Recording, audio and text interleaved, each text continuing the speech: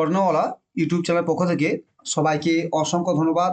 আশা করি তোমরা সবাই ভালো আছো। দেখো, এসএসসি 26,000 চাকরি বাতিল মামলা নয়া মোড়। কি বলছে?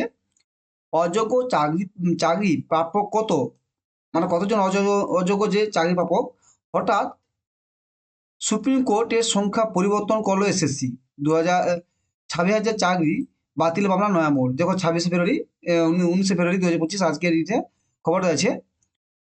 বলছে ঝুলছে 26,000 চাকরি। বহু টাল বাহানার পর এসএসসি 26,000 চাকরি বাতিল মামলা এসএসসি রিক্রুটমেন্ট স্কিম শুনানি শেষ হয়েছে সুপ্রিম কোর্টে। রায়দান আপাতত স্থগিত রেখেছে উচ্চ আদালত। এরই মধ্যে কিছু নথি পেশ করতে চেয়ে সুপ্রিম কোর্টে গিয়েছে স্কুল সার্ভিস কমিশন।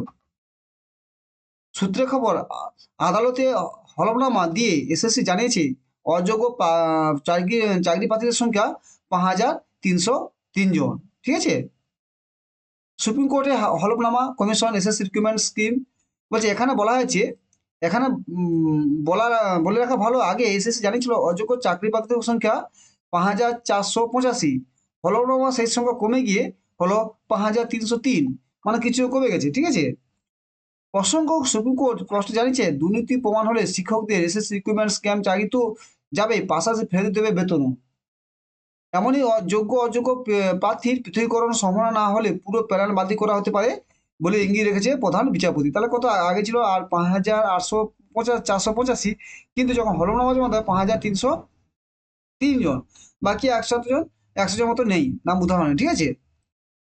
26,000 চাকরি বাতিল মামলা শুনানি শেষ হলেও রায় স্থগিত রেখে সুপ্রিম কোর্টের প্রধান বিচারপতি সঞ্জীব খান্নার ডিভিশন বেঞ্চ। এর আগে শুনানি এসএসসি জানিয়েছে র্যাঙ্ক জাম্পিং ও প্যানেলের বহিত 5,485 জন চাকরি পেয়েছে।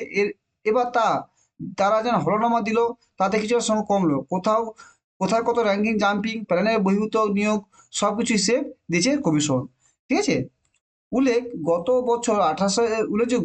যে গত বছর 18 এপ্রিল নিয়োগ দুর্নীতি জেরে এসএসসি 2016 সালে গোটা প্ল্যান বাতিল করে দেয় কলকাতা হাইকোর্টের 2 বিচারপতি ডিভিশন বেঞ্চ। আদালতে এই রায় নিয়ে তোলপাড় শুরু করে গোটা রাজ্য। উচ্চ আদালতের এই রায়কে একদিকা চাকরি লেগেছে।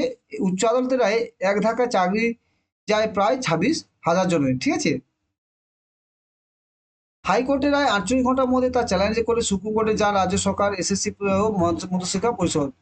সুপ্রিম কোর্টের সেই মামলা উঠলে আপাতত সকলের চাকরি বহাল রয়েছে, সকলের রক্ষা কবচ দিয়েছে আদালত। তবে সুপ্রিম কোর্ট স্পষ্ট জানিয়েছে দুর্নীতি প্রমাণ হলে শিক্ষকদের রিক্রুটমেন্ট চাকরি তো যাবেই, পাশাপাশি ফেরত দেবে বেতনও। শুনানি শেষ, এবার রায় দিকে তাকিয়ে সবাই।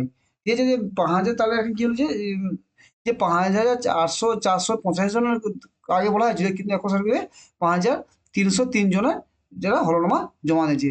এইটুকু যে কতজন অযোগ্য প্রার্থী তারা লিস্ট পাওয়া গেছে। ঠিক আছে। Thank you. এইটুকু খবর ছিল। যদি চ্যানেলটি ভালো লাগে অবশ্যই সাবস্ক্রাইব, লাইক করে বন্ধুদের শেয়ার করে দেবো। Thank you.